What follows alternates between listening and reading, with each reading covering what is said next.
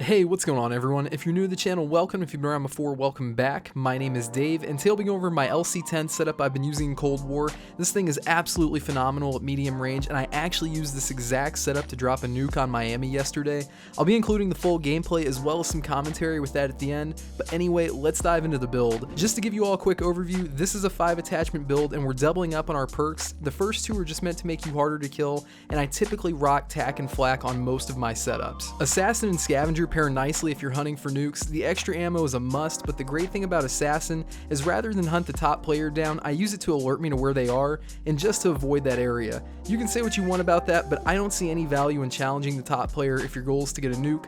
Let him do his thing and you do yours. And then finally we have Ghost and Ninja, as it's the best combo if you're trying to be stealthy and hit those flank routes. The stim here is non-negotiable for me and is a pretty obvious choice if you like living. You can feel free to mix up the lethal whatever you prefer, but the field mic is by far your best choice here to monitor enemy spawns and time your rotations correctly.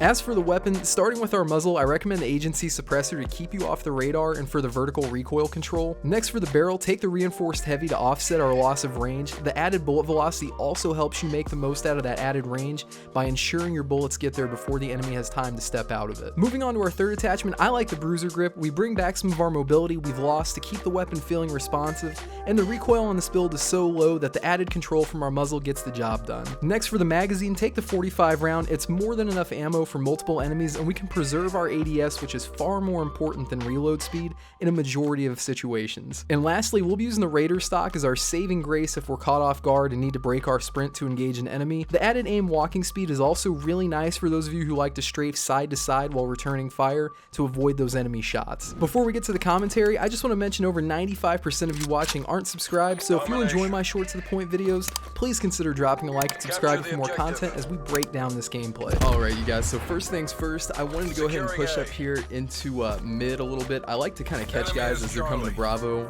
you know, ahead of time a little bit here. I'm playing solo in this one, so I wasn't too pressed about the base, but that guy right above the Blackwood sign was kind of my biggest threat there, and made it kind of easy to run this flank route right up here mid. A little sketchy there, I start taking shots, kind of back that off just a little bit. The range on this LC10 is just amazing too. Really just trying to kind of play this spawn here in time when I take these guys out. Like, just drop that guy. I've got these guys coming up back here. I know once I drop them, they're probably spawning poolside, more than likely pushing the right side of Bravo from their spawn. And in this particular match, I was rocking UAVs, counter UAVs, and armor. Just kept it super low. I honestly wasn't intending on getting a nuke this game whatsoever. That's kind of the thing with nukes too. You try for them and they don't usually happen. At least in my experience. But anyway, I'm just kind of holding the spawn here.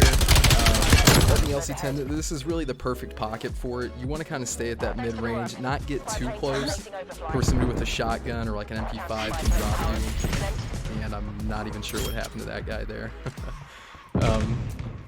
Ammo's getting pretty tight here though. We got 7 shots in the bag. Dropped him. Really love having the Wakizashi. Like I mentioned, up close this gun's not that great, but nothing beats a knife if you have the timing just right on that. Kind of pressing a little crazily into the spawn here. I'm really lucky nobody came up behind me and caught me here. Ammo's totally dry. Securing Charlie. Push back out into this area now. I know I've pretty much cleared it. We're taking over the spawn. It's getting ready to flip back to them having alpha. And something that I do here, I don't really press into the middle of the street. I like to work this side of the map. The lanes are much shorter, a lot choppier, so like that right there, you don't really have to contend with snipers or, you know, tactical rifles or anything like that. Just makes it easy to work your way up the map. Now right here is not something I would recommend, kind of coming out in the middle of the street like this. But definitely caught a couple of guys doing that. I was kind of amazed these guys weren't making any call outs. It was just kind of a regular lobby that I ended up in here.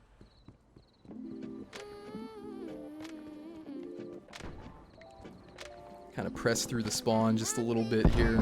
And as I'm taking these guys out, I'm really just trying to keep track of where the next person's popping up so I can kind of eliminate where I think they might be going. Securing Bravo. fairly confident they're spawning back left of me at this point. Even with the UAV, I already know it.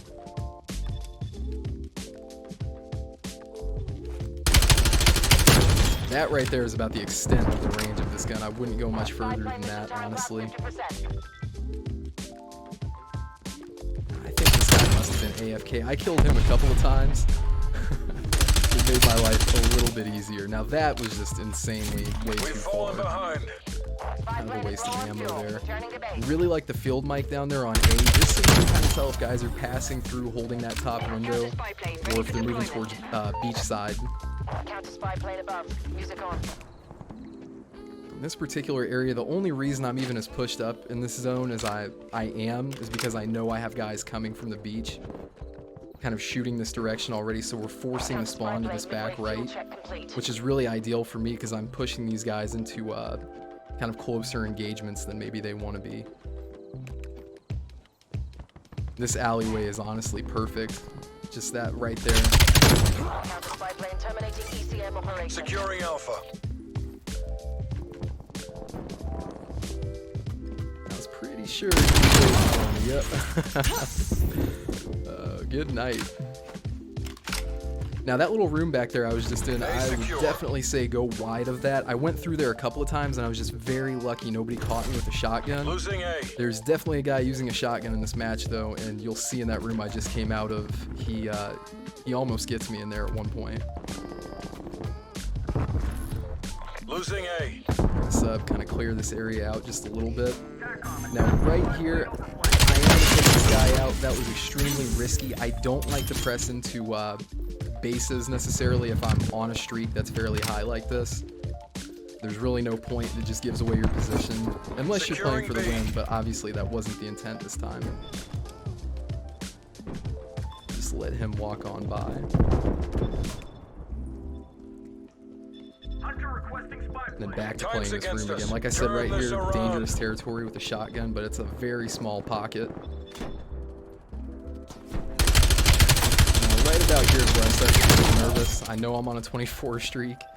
Those shots were definitely wild. We've pulled ahead. Losing C. Now this was just a weird one right here. I jumped the wall right as he jumped the wall, and I know that he knows I'm there. So I'm just gonna get away.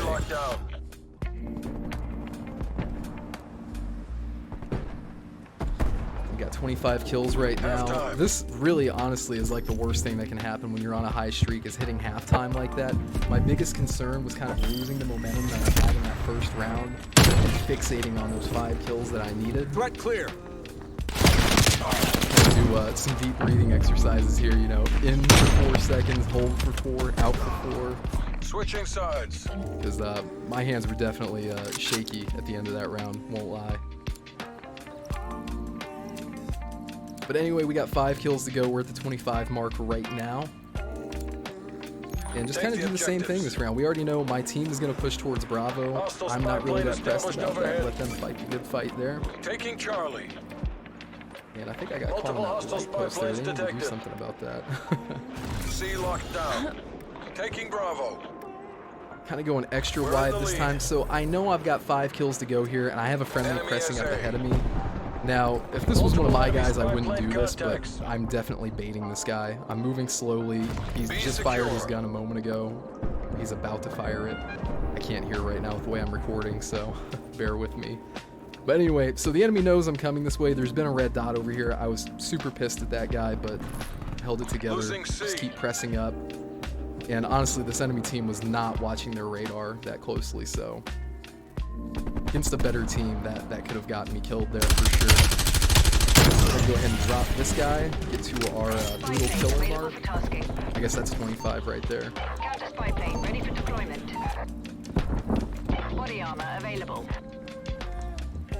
So right in here, this is kind of, we played this earlier. This spot, I know this guy's on the staircase. I'm not going to press up that and give him the advantage. There's really no point in going for that kill. We'll just let him hang out, do his thing, and try to mop up some of these guys back here. We know we're definitely getting the faster TTK than everybody else. We lost Charlie. Hostile counter spy plane established above.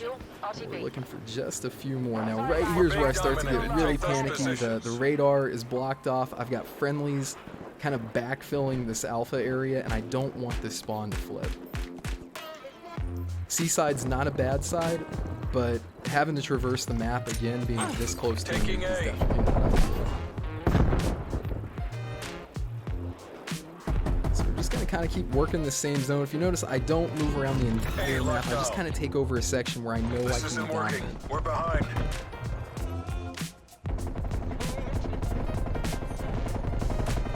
So if you guys see this dude on the map right here, this was the spot I thought about earlier. He jumped the wall right as I came over it. He heard the shots. He knows I'm there.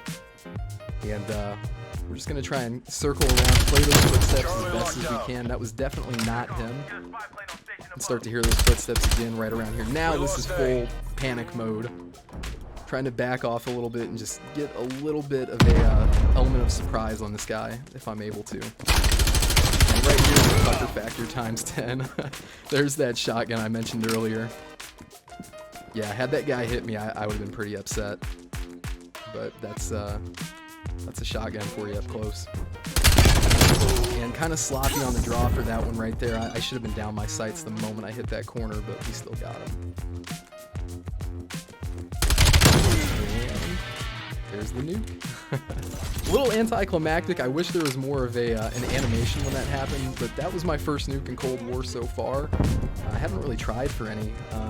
Maybe we'll make this a regular thing. If you guys do this kind of a video, kind of the commentary breakdown, let me know. I know it's definitely different for the channel, but I'm open to doing more of these. But anyway, I appreciate you guys hanging out with me today, and I hope you all have a great rest of your day. I'll catch y'all next time. Peace.